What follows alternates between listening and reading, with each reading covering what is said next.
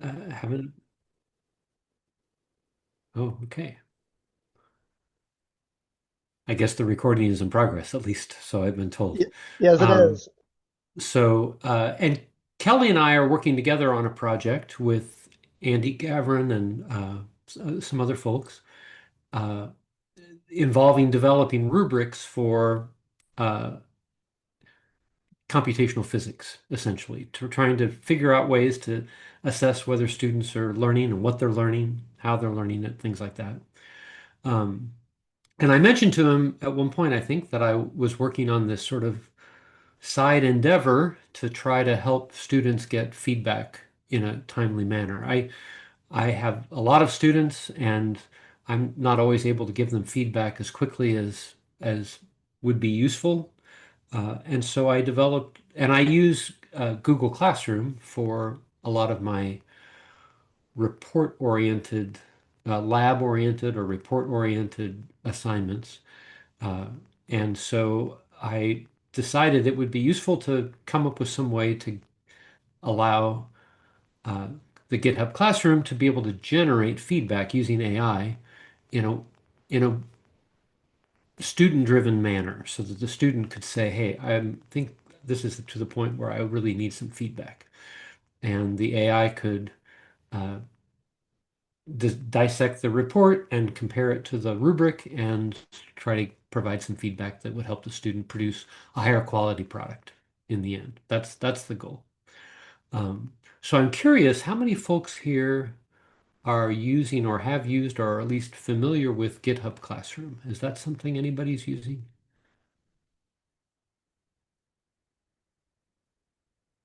Okay. Is that Taha? Is that how you say that? Can you hear me? Yes.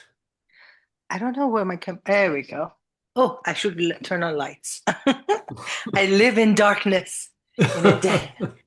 I did use it for a semester. Hi, I'm Taha. Hi, I Taha. at the moment I am an adjunct at Kennesaw State University down in Georgia.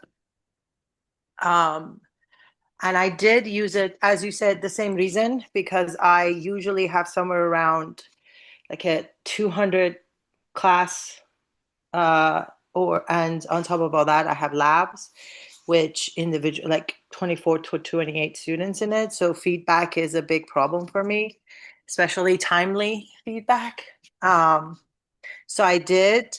I didn't have a good experience because I don't know if I set it up wrong or I don't know what I did that my students kind of brought me back the experiences they had and they were like, Yeah. yeah. So it wasn't Okay. very Well, productive for me. So that's why okay. I'm here. It So you can it show does me. excellent. Oh, excellent. Well, it does take some effort to get it set up in a way that is productive, I think. But my experience has been it actually solves a lot of the trouble that I have had with these kinds of settings where students are collecting data, they're analyzing data, or they're doing computational assignments, and I'm trying to get some kind of a coherent story that also works with the technology that's involved. And so I've found GitHub Classroom works for me very well. Um, so probably I should explain what GitHub Classroom is and kind of how it works, and then we can have a conversation about that. I should say before I get into all that, that I went through a period of time where I was trying to use either Jupyter notebooks or Colab notebooks to try as the platform for students to do computational work of various kinds. Um, and I should also point out, I'm also a co-developer of WebVPython. You're probably familiar with that, Bruce Sherwood and the Matter and Interactions team. I'm basically a member of that team. Um, but uh, I ran into trouble trying to use Jupyter notebooks or Colab notebooks, various kinds of problems that uh, just didn't seem to have an easy solution. In particular, so with Colab notebooks, you if there's data that needs to be analyzed that's not sort of hard coded into the notebook itself, Colab is ephemeral. The file system goes away. If the student comes back to a notebook and there was stuff on the file system they needed, it's not going to be there. They're going to have to either upload it again or fetch it again from the internet or something. And there are some ways to sort of mount a Google Drive, I think, to the Colab and so on, but uh, it, it's awkward. So let me show you. Uh, I guess I'll share my screen here. Oh, actually, if folks would like, I set up a Google Classroom um, for this webinar that we could use to experiment, but you would need a GitHub user ID in order to participate. Um, so I guess. What would be the easiest? Maybe if you could put in the chat. I'm not a Zoom user on a regular basis, so let me see if I can figure out how to do that. If you Um, can copy the URL into the chat, then folks can access it just by clicking on the chat. right. So the issue is one of the awkwardnesses with Google Classroom is in order to uh, participate in a Google Classroom or a GitHub Classroom, I need to invite you by your GitHub username to the classroom. And that'll just take a minute. But if you have a GitHub account or username or an email associated with a GitHub account, any one of those things will do. And I can go ahead and let me pull up a web browser here. Oh, I see what happened. Okay. I can go to that Google Classroom and add you to it. If you don't want to, that's okay too. You don't you don't have to. Um, So let's see, what have I got here? I have Carl Fredrickson, is that right? And Nicholas Nelson are interested. Let me, um,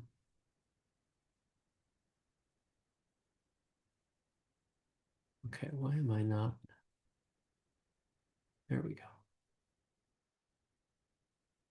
So what I'll do is just invite those folks to the organization. And then if you check your email, what should happen is you'll see the invitation in email, you can accept it. And then you'll be able to create your own assignment and get your own feedback and see how that works. So let me try. Can I copy this?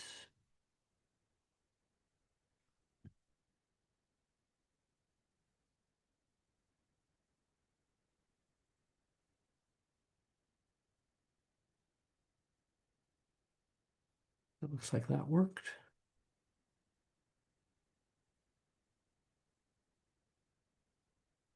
I know this is a little bit painful, but bear with me.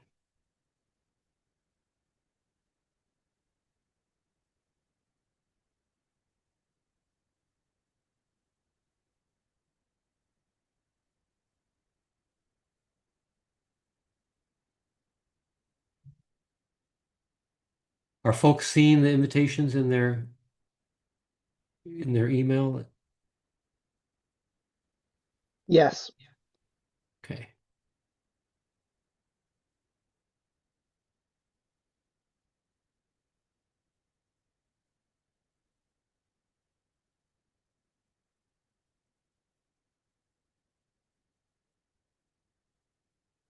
I just think it's going to be a lot easier to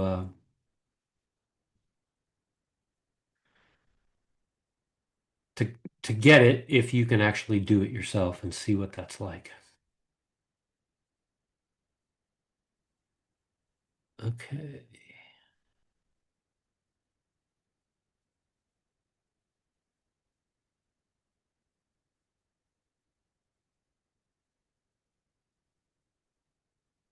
Okay. I think I think that was all of the folks who put their user ID or email in the in the chat. So, and I've already got some members here. So, okay. So let me do this. I'm going to go back to the Google Classroom site. You can see I've got a bunch of Google Classrooms here. These are my courses from this last semester. Um, and there's this test one that we're using tonight just for fun. Um, so what I'm going to do is copy. So what you do is you make an assignment. So I cooked up an assignment for tonight. I call it PICUP AI Feedback Webinar. And associated with that assignment is a template GitHub repository, and it has all the stuff that students need to do that assignment, whatever it is. In this particular case, I just copy pasted an assignment that I used in one of my courses this last semester. It happens to be a laboratory course, but I I could have picked any of the assignments, but you'll get an idea of what it's like. Um, in the Somehow you get the students this link that they can use to accept the assignment. So what I'm going to do is post that link into the chat right now. And I think I'm going to post it in the chat. Let's see if I can do it. There it goes. So if you have accepted the invitation to join the class, then you should be able to click on that link. Uh, there's going to be a message like select your name out of this list, but I didn't put anybody's name on the list, so you can just skip that part. I'll just go ahead and put the link in here so you can see what it looks like. So it'll look, well, I've already accepted it, so I guess you won't see what it looks like. Um, Let me just see if I see anybody listed here yet. Yeah, so some people have accepted the assignment. Once you accept the assignment, it will create a repository for you, um, and it will have all the stuff in it. So I went ahead and created a repository for myself earlier. Okay. It looks like people are getting it. I'm going to go ahead and jump to, this is my repository, so I'm going to go ahead and jump to my repository. And you'll notice that there's a README file, readme.md, that is we're basically looking at. It gets rendered as HTML when you look at the repository. And this describes the assignment that students are going to work on and kind of the basic ideas there. What's nice is I can put in Jupyter Notebooks here. I can put in data, so there's some data. There's a CSV file with some data in it, just example data that they can use to sort of see what's going on. And of course, I can put in images and all kinds of stuff, all the kinds of things that students need in order to be able to do the work. And it's all managed right there in the repository. If they make any changes and push those back to GitHub, I can see those changes and they can ask questions about what's going on, and I can give them uh, feedback, that I can look at personally. But one of the most interesting features of the GitHub Classroom is that in addition to being able to clone the repository to their computer if they wish to, they can also use an online virtual machine to interact with the repository. It's called a code space. And so when you get to your repository here in the web browser, go to the code tab, click on code spaces, and then it should say create a new code space, um, and it will create a code space for you. I went ahead and created one earlier, so I'm going to click on it now and open it in a new window. But if for those folks who joined in the assignment, please go ahead and create a code space. And you'll see it's going to open up a web-based editor environment that you can use to interact with the code in the repository. It turns out this editor is actually VS Code. If you've used VS Code before, this is VS Code in a browser. It's literally the same software product. VS Code is it's an Electron application that runs a standalone application on your computer, but it's actually developed using web technology. It's all HTML and CSS and JavaScript. And so it's easy to deploy that in a web environment like this. Um, so what's nice is if they click on one of these Jupyter notebooks, it's a living notebook. They can execute the code in the Jupyter notebook. So if there's code here, um, they can actually run it. And maybe I'll just check. Are people getting their code spaces started up? Are they? It takes a minute to build the first time because it has to download the Docker image and install it in the virtual machine and get all that ready to go. But once it's created, it launches fairly quickly. Um, so so one nice thing is this is a real Jupyter notebook. I could run it. Let me get this out of the way. So I have to select a kernel, and it turns out I have set up a kernel for this assignment. I call it PHENV. That sort of means physics environment, but I didn't write it out as physics environment because I'm lazy. But it's got all the Python packages and everything they need already installed, so they don't have to do pip install of anything. But once they choose that kernel, you can just run all in this notebook, and it will execute all the cells in the notebook. So it's great because if a student doesn't have Python installed on their laptop or whatever, it's okay. They can run everything in the web browser. And um, and the other because you have a complete repository here with all the data and images, and there's even schematics here, um, you can uh, prepare and establish whatever resources they need in order to do whatever assignment they're working on. So you can see it's actually, this is running the code, it's plotting. This is actual example data from a prior experiment that I'm having them use to analyze just so they understand the analysis. Um, and then there's a curve fitting notebook, same idea, uh, where again, you've got to select a kernel, but again, you can run the thing and uh, what is this doing? It's doing a curve fit to try to figure out the parameters of of the the diode.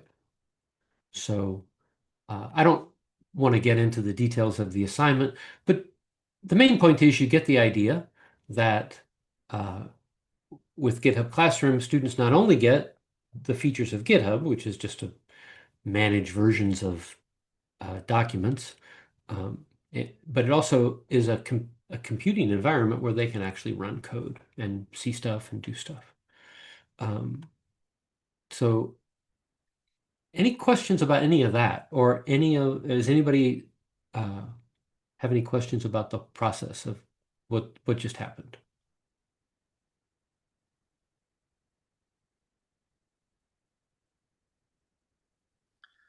I'll No? I'll, Okay. I'll ask. So one of the things that I have run into institutionally is that our IT people don't like external logins, right? They don't like adding things. Does this work with any? I mean, can they log in using like an existing Google account or Microsoft account? Well, they can use their Google or Microsoft account as the um, email, say, of their GitHub account. But and I when but they need a GitHub. A GitHub account is a separate thing. So you can use Google as your authentication mechanism, um, but you're still going to end up with a GitHub account. Um, that's actually not a bad thing because your GitHub account can live with you your whole life. It doesn't go away when you graduate. You can change the email that it's associated with, and still continue to use it.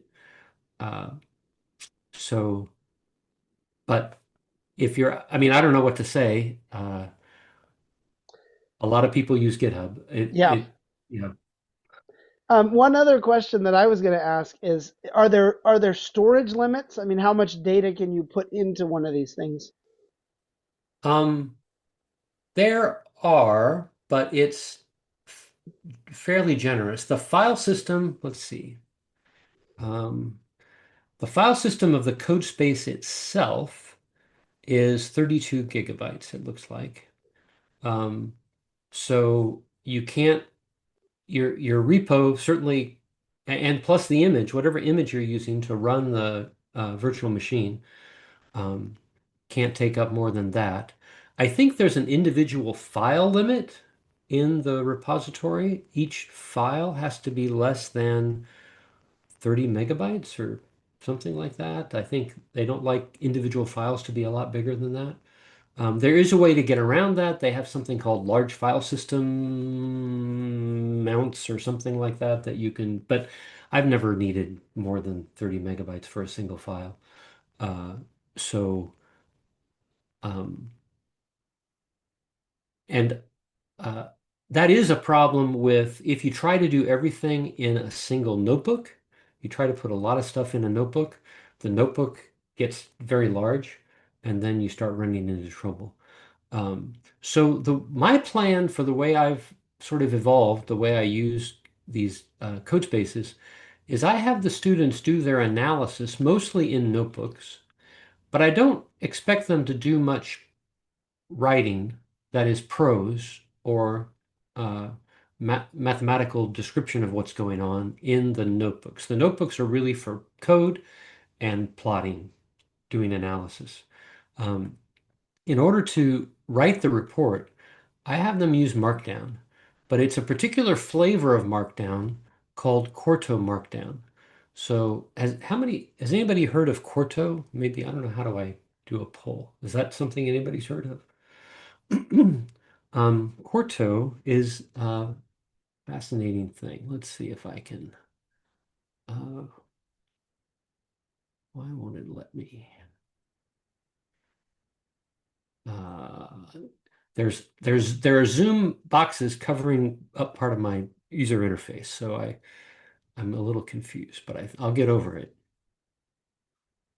Um, so Quarto is it's a system that's designed to produce reports and to, to aggregate data and analysis in a presentable way. And so that's how I have my students use it. It's basically Markdown, um, but so I can say this is my abstract. We found that what I 0 equals 3 point, I don't know.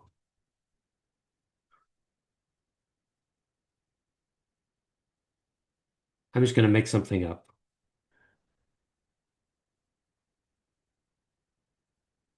Okay. And then the point is the students can write their report in Markdown, but if they need to get something from a notebook, so for example, here's a notebook that has a graph in it. Um, what they can do is tag the graph, or they can, oh, here it is. It's got a label, plot raw data. So I can actually just, in my notebook, I can say, there's a fancy syntax. It's called embed, and it's, what was it?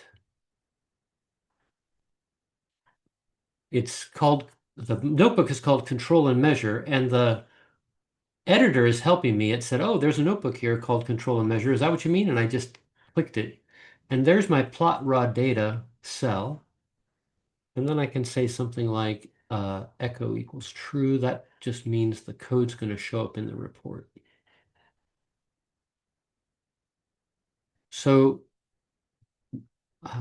what happened here? So the students, there's a syntax they have to learn, but basically what it means is they're going along in their report, they're describing their story, telling their story, and then they can include a cell of calculation output from the notebook and put it right in the report. So, and then the idea is there's a preview tab here that they can click up here in the upper right that's going to run a live preview that will then show them what the report's going to look like when it renders. And I have a bunch of machinery on my computer that lets me uh, clone all the repositories in the class and render all the reports and put them in my grading system so that I can go through and evaluate the students' work. And that's a manual process of evaluating the work, but um, this uh, automates the generation of the report and all that. It's relatively, so there's my abstract. We found I0 is 3.2 times 10 to the negative 23rd amps. There's the code from that cell, and so on. So you can see, and this basically the template that I give them sort of breaks it down. I try to give them some hints about what I want in the different sections of the report. And early in the semester, this is the second assignment. This is project 2, so it's the second assignment in the semester. As the semester goes on, I tend to wean them from so much scaffolding. But anyway, you get the idea. Um, if I delete this call out here in the markdown and save it, well, it didn't like that. It should, you can see it'll be gone when it re-renders. But that's all just the machinery of having the students work on the report, run their Jupyter notebooks, do their calculations. Um, so you can see that call out is now gone. Uh, so anyway, then the question is, how do we get feedback? And the answer is, well, let me do a couple things. When the student is, let's say I'm done with my report, I'm ready to turn it in. All they have to do is use the features of GitHub, the editor, to commit all their changes. So I'm just going to commit my changes here and then say, I think I'm done.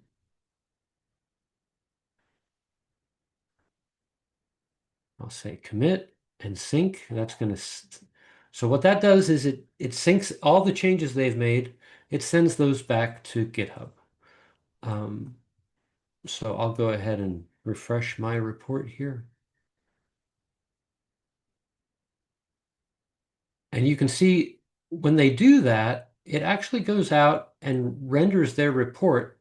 There's a GitHub action that I cooked up that we're just watching it. It's going to go there and render their report and check to make sure that everything's okay, so that they know right away if there's a problem with rendering their report that they can fix it.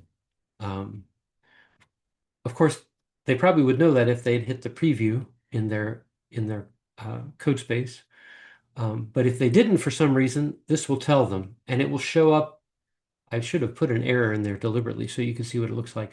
But basically, they get a notification that their report could not render correctly, and therefore their instructor won't be able to assess it because they can't. It won't build.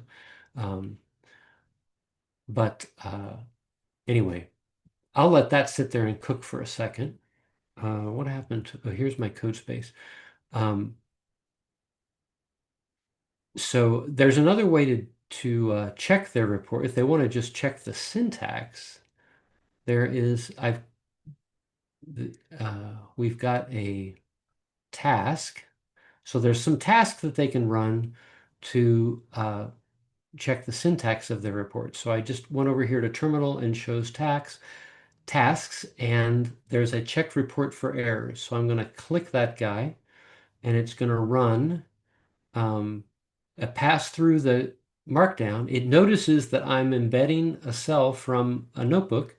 It checks that the notebook is there, it checks that the cell is there, and then it says everything looks okay. So it can sort of make sure that things are connected together correctly. But you'll notice that there were some other tasks there. Let's see, what were the other tasks? On a task. There's render report. They can actually render their report as a PDF. So I'll go ahead and do that.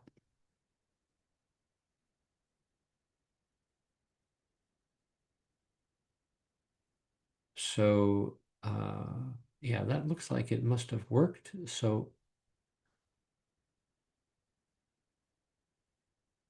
of course, I don't have the PDF viewer. Let's do this.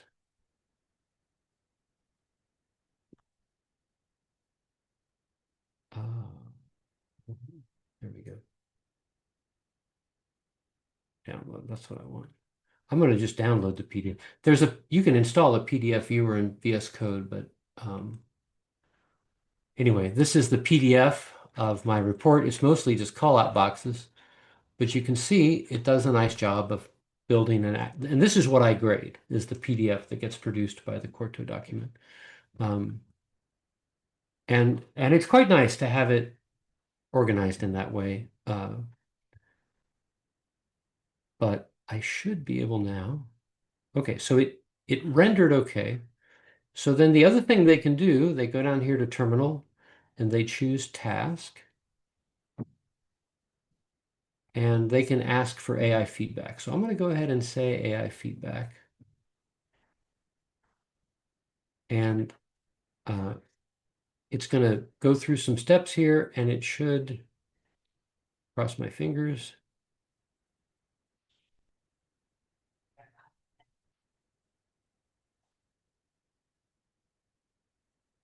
Yep, so it requested feedback. So what this does is it triggers an action at GitHub that basically renders their report, and then it asks an AI to go through the report section by section, evaluating the contents of the report against the rubric. The rubric is actually hidden in a folder down here called let's see, it's here. It's .github, and I'll go ahead and open it up. And this is something that you prepare with the repo. So when you're preparing your repository with your student assignment, you can also prepare it with a rubric. So I've got the abstract and description. It has different indicators. We've got the schematic background and discussion with different indicators. We've got the section on circuit function, results, and conclusion. So, so basically the rubric tells the AI, this is what I'm looking for in each of these sections. And I also share the rubric with my students so they know what are the things that I'm looking for. There's also a guidance document, which the students, it's there. If they dug around, they could find it. But this is really meant just for the AI. And it basically describes, this is the scenario. This is what this course is about. This is, these are what each of the sections of the rubric are about. And it points out particular issues that sometimes show up in student work. What are some things that are particularly egregious that the student should know this is not okay, and so on. And all this gets fed to the AI when they ask for feedback. There are some technical issues. One is there's a limit to the number of tokens that you can use for free, and we're on the free plan basically. And so what I had to do, there's a Python script that basically helps break the report into sections. Yeah, Taha. Sorry, couple of people are asking to be added to the class. I apologize. It's in Oh, if you look in the okay. chat. Sorry, I'm completely oblivious here. Um, I know when so I started using Zoom over the pandemic, there is growing pains. yeah, There is no um, indication. let's see. So now the question is, I don't know where I stopped. So It's the you, last two people. The just oh, John and it's and I am so sorry. I'm going to butcher this name. Haiying. Haiying. Oh, okay. Yeah. John and Haiying are Well, asking to be added. let me do that right now. Um, so what I'm going to do is Oh, Um, can you add me to Gabriela with the with Gmail account? sure. As long it all that's necessary is your Gmail account needs to be um, tied to your GitHub account. As long as it's tied to your GitHub account, it'll be fine.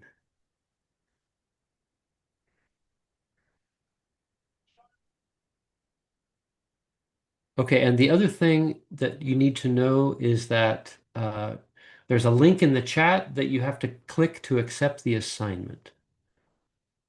Yeah, so I gave you popa@ohio.edu that was not linked. So I have Ah, gabi@popa@gmail.com.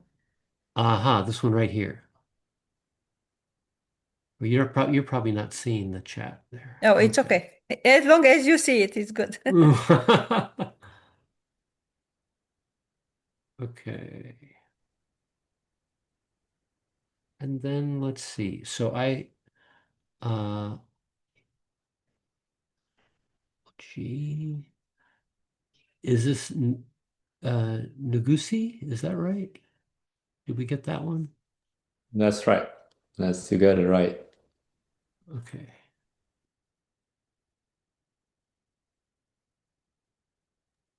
And the link has been reposted. You guys have to just press on that last post on the um, chat.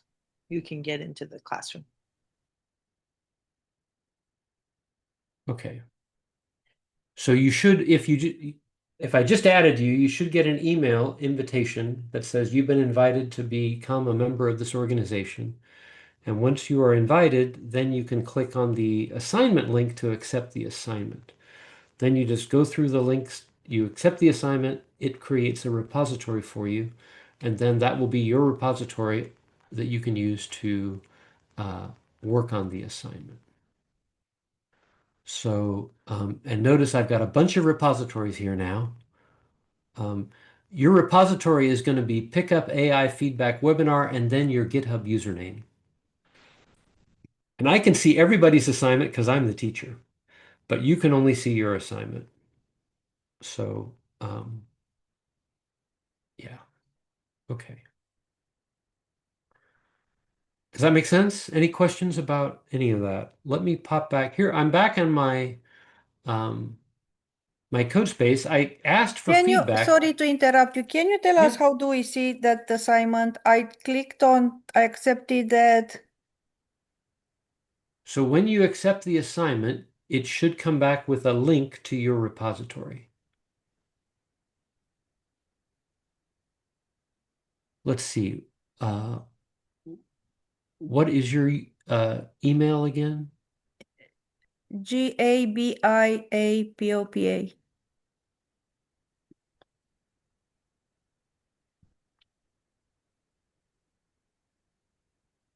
Okay, I have not seen that. Let me click here. The second one there. Yeah, so you need to check your email. You should have an invitation in your email. You must Uh, accept that invitation. I did click on that. You did. Okay. Okay, it's not showing there. Maybe I'll do it again. Some, So, okay, I'll try. Join, it says join.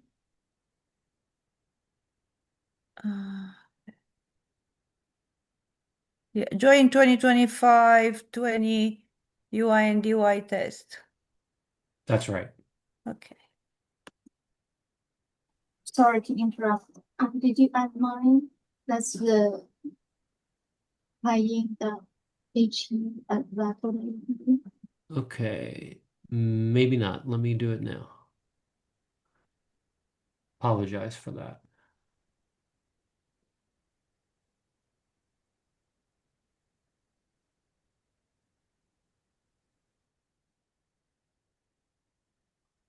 Okay. So is rbaker314@gmail.com here?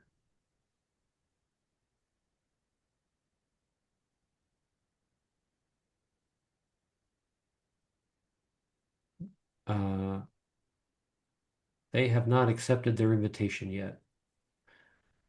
It So I've looks got like I've got they may have dropped off the Zoom call. Okay. Okay.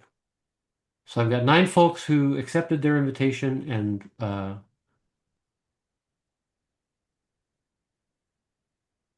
okay. And this Popa G at Ohio, that turned out That's not to not be late. working. Yeah. Yeah, okay. All right, very good. Okay. So anyway, the point is I asked for feedback on my report, and so I should be able to go back to my repository now. Let me do that. Um,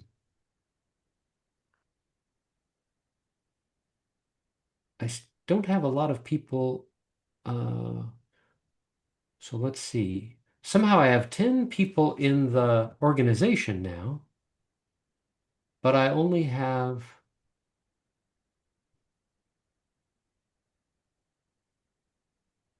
6 people who've accepted the assignment. So are folks having trouble accepting the assignment? Is that being a problem?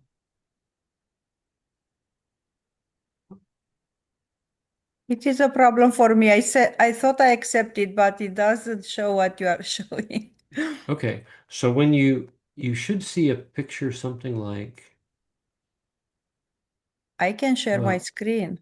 yeah, why don't we do that? Because I think it would be good to get that sorted out. Let me turn off my screen sharing, maybe. So the And the the settings for this webinar make it hard for lots of people to share screens. okay. So I'd recommend that we don't actually make it so that everyone can share screens. Okay. I understand that Well, means we may not be able to troubleshoot individual. well, it could be that maybe you and I could get together later sometime individually and try to figure out what happened. Is that a Okay. reasonable solution? Yeah. Sorry about that. Um, so anyway, the question is, where did my feedback go? So I'm going to, let's see, I'm going to pop back to my repository and I'm going to notice that there's now an issue over here. So what happens is when the feedback is done, it posts an issue to the repository and the issue has the feedback. So it says that my abstract is developing, not strong. Um, Everything else is either developing or unsatisfactory. And that's because I didn't do any, I left it as the template. It was just, I didn't actually put any report in there. So it's telling me, look, you didn't do anything here. So it goes through each section of the report and says, there are some problems here. Uh, you don't have the answers to the exercises. There's no evidence that you actually built the circuit or collected any data, and so on. Does that make sense? So it's telling me I wrote a crummy report. I'm not shocked at that, but the idea is as they improve their report, they'll get better and better feedback. So uh, I can tell you that not all my students loved the feedback thing. They didn't really want to hear that much feedback, I guess. But I will say that the students who did use it turned in much better work than the students who didn't use it. So they seem to be performing at a higher level than the students who didn't use the feedback. And as I'm also learning as I go about how do I write the rubric in such a way that the AI can correctly uh, interpret what I'm trying to get at with the student work and so on. But the the way you set all that up, there's a repository. I can share the repository in the link probably, maybe that, or in the Google chat. Um, it's what's the best way to do that? Um, it this way.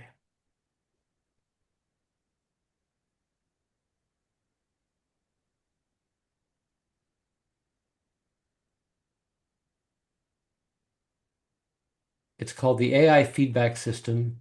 Um, it the repository has documentation in it and example rubrics that you can use to try to get set up. And if you are interested in taking a stab at it yourself, I'm happy to help you figure out what would that look like for what you're trying to do. But I'll go ahead and just put a link in the chat to this repository so you can see how it goes. Steve, once you've done that, there is a question in the chat about if students, once they've received feedback, if they can submit an improved version of the report. Of course, yeah, that's the whole point. Yeah. What I've learned is that actually grading is a lot easier when the student work is of higher quality. The higher the quality of the student work, the easier my job is. So I'm just lazy. I don't want to have to go through terrible reports. I want to go through great reports and say, "Yay, you're doing wonderfully." Um, and so the idea is for them to get feedback early enough that they can improve the quality of their work before the report is due. That's the whole point. And they don't have to wait for me. They can ask for feedback as often as they like, uh, and I don't have to do anything. So I have a question about the Yeah. feedback on the graphs. So let's suppose I'm a student and I write the right words, but I generate a graph that has really crummy data, right? I don't know. I don't know where to plug anything in to measure anything. Um, can it actually analyze the quality of the graphs? So the I have focused mostly on mechanics of the graph. Do the axes have labels? Do the labels have units? Does the title make sense? Stuff like that. I haven't tried to ask the AI to evaluate the quality of the graph itself, but there's nothing that prevents one from putting in the rubric words about that and putting in the guidance suggestions that say if the graph doesn't, if it's not a straight line, then that's bad, or whatever. I don't know. However you want to, you're going to have to use words to describe to the AI what it is you're looking for in the graph, or find some deterministic way to evaluate the quality of the graph that the AI can then consult. Does that make sense? So I don't see any reason why you couldn't do that. I have not done that myself, but I have checked for units and labels, and that seems to work pretty reliably. Yeah. Any other questions? Has anybody tried to edit their own report and ask for feedback?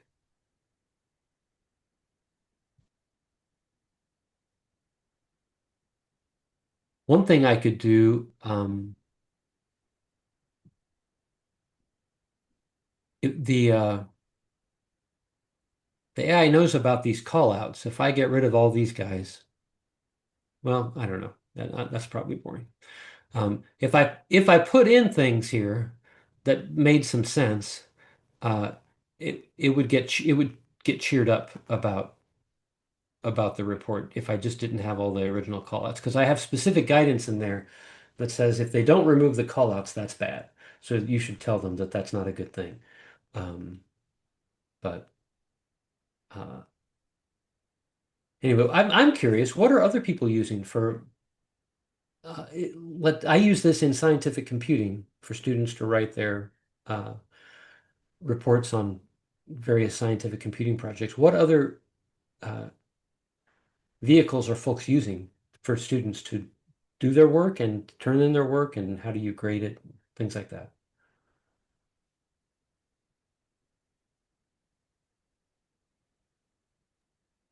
Is there a I'll consensus? Yeah, I'll go ahead. stick in. I don't have near the size class that you do, so I've done most of my work in Jupyter notebooks Mhm. and done that. But I did use the GitHub Classroom. I had a robotics class in the fall of 2020 that we did entirely in Gazebo, and so I set all of their assignments up in GitHub Classroom then. Uh-huh. One thing I like about GitHub Classroom is I think it's good for students to get some experience with a technology like GitHub. It's good for them to learn how to, you know, clone repositories and how to commit changes and uh, just to get some familiarity with how that system works and to learn some Markdown. I feel like Markdown is with us now. It seems like it's the lingua franca of AI, and so it's not bad for students to learn a little bit of Markdown. It's also how you document Jupyter notebooks as well. So, I mean, that's okay. Um, yeah, John. Hi, so do you think this is a good environment to replace the Trinket IO system that's going to be gone in a few months? Uh, I'm gonna say maybe. I mean, I Okay. think the thing that Trinket is great at. So, speaking for the Matter Interactions team, we're definitely working on deploying some version of Trinket in time so that the users of Matter Interactions will be able to uh, switch over to something else.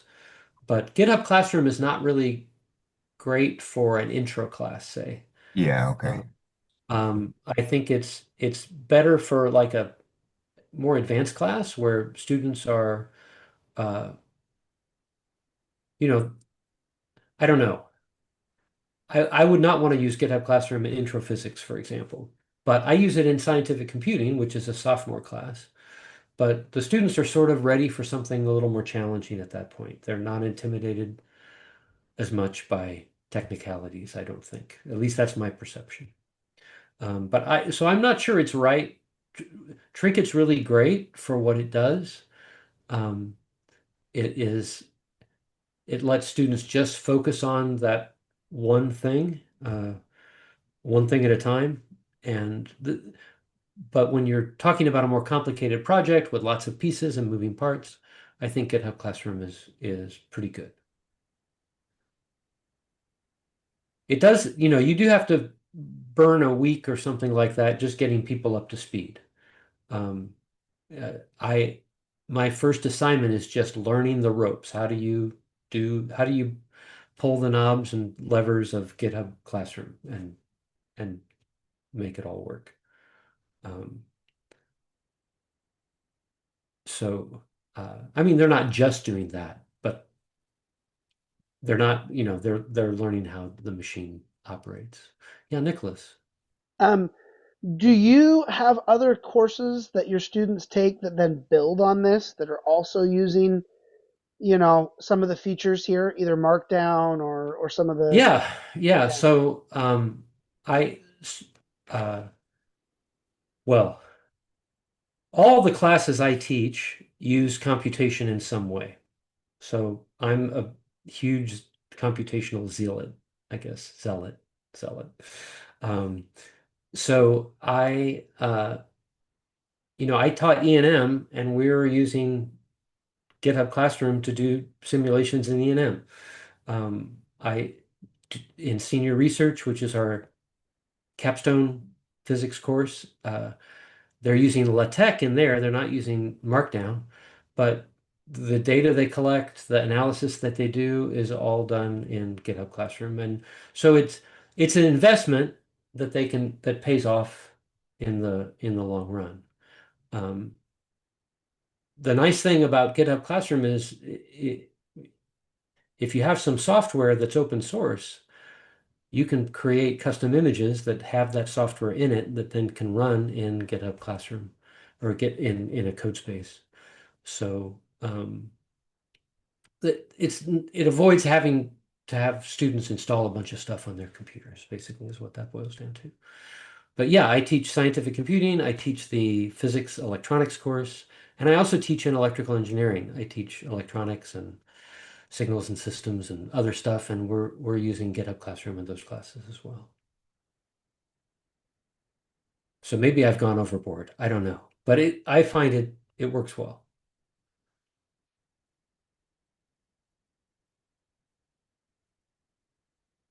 And if anybody's interested in giving it a try and they would like, support, I'm happy, you run into trouble, I'm happy to help work out the issues, whatever those might be.